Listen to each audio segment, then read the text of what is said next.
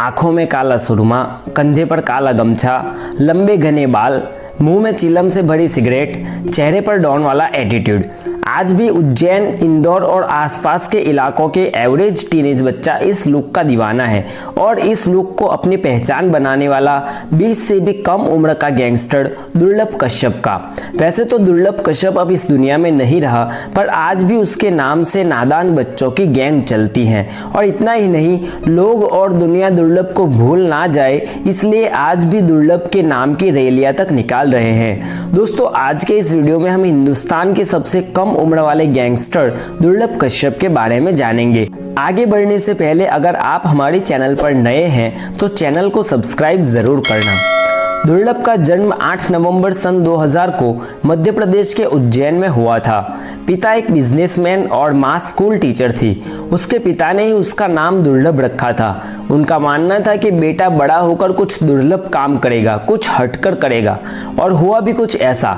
सिर्फ 16 साल की उम्र में वह अपराध की दुनिया की तरफ निकल गया था। जहां एवरेज 15-16 साल के बच्चे का लक्ष्य होता है डॉक्टर या इंजीनियर बनना, वहीं दुर्लभ का सपना था उज्जैन का डॉन बनना, और उसकी शुरुआत स्कूल से ही हो गई थी। दुर्लभ स्कूल में सीनियर और जूनियर के झगड़ों में उलझने लगा था और धीरे धीरे उसने स्कूल में ही अपना दबदबा बढ़ा लिया था। स्कूल के बच्चे कश्यप को भाई मानने लगे थे। 15 साल की उम्र तक कश्यप क्राइम की दुनिया में पैर डाल चुका था। उसने अपनी गैंग का बढ़ावा करने के लिए सोशल मीडिया का भरपूर इस्तेमाल किया।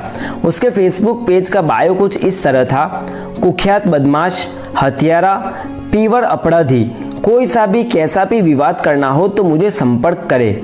फेसबुक की इस पोस्ट के बाद दुर्लभ का नाम और भी फैलने लगा। सिर्फ उज्जैन ही नहीं बल्कि आसपास के और भी गांव के लड़के दुर्लभ कश्यप की गैंग में शामिल होने के लिए आने लगे।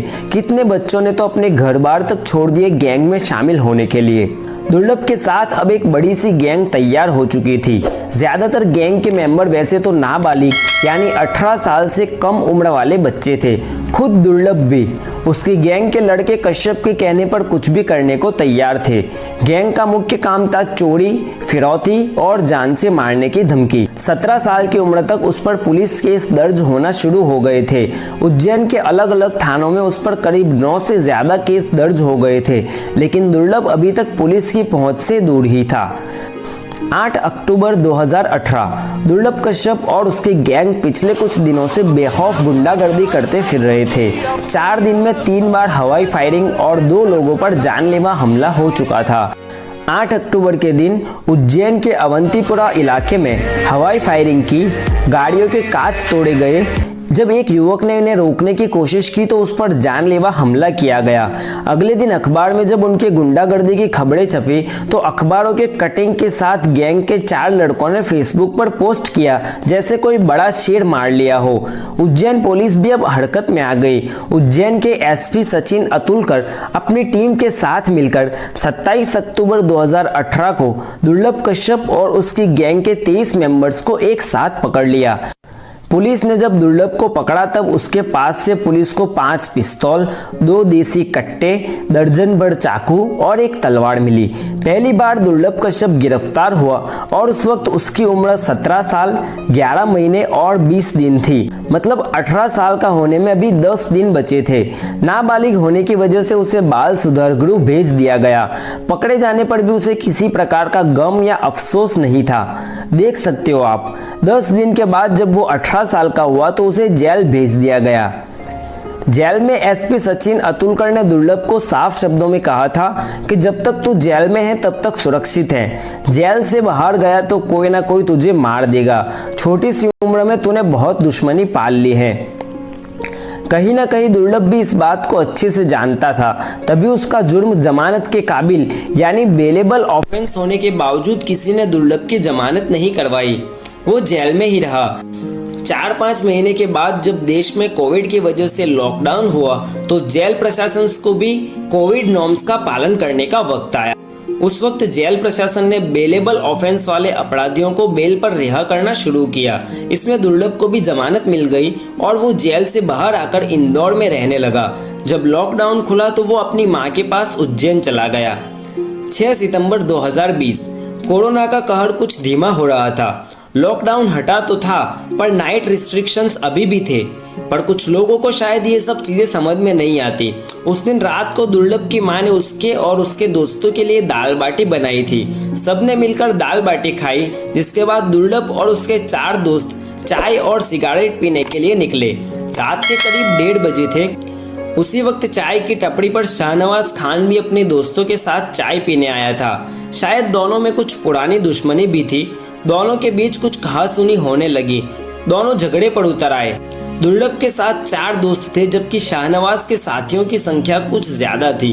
झगड़े में दुर्लभ ने अपनी पिस्तौल निकाली और शाहनवाज पर गोली चलाई। शाहनवाज के कंधे पर गोली लगी और वो घायल होकर गिर गया।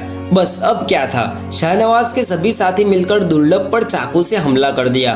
दुर्लभ के दोस्त दुर्लभ को अकेला छोड़कर वहां से भाग गए। शाहनवाज की गैंग ने दुर्लभ पर करीब 34 बार चाकू से घाव की।